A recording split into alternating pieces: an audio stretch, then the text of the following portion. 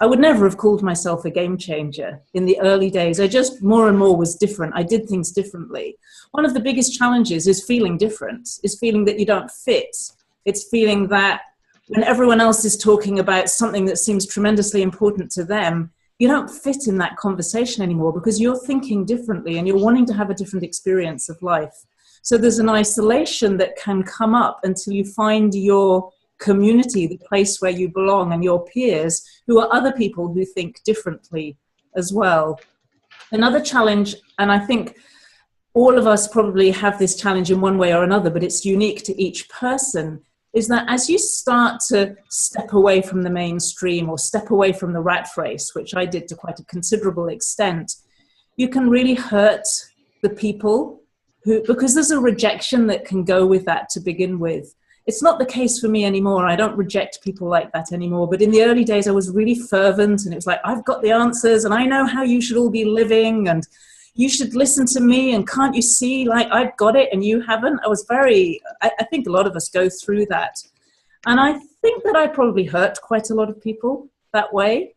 So it was an exciting place to be personally, and uncomfortable at the same time, because you kind of know that there's something wrong, and at the same time you know that there's something right.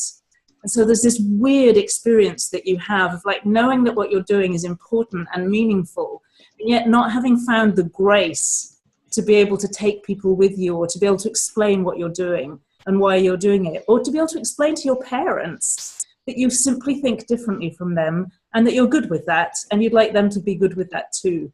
I found that very, very difficult for a long time, and I think I had to mature a bit to find better ways of communicating.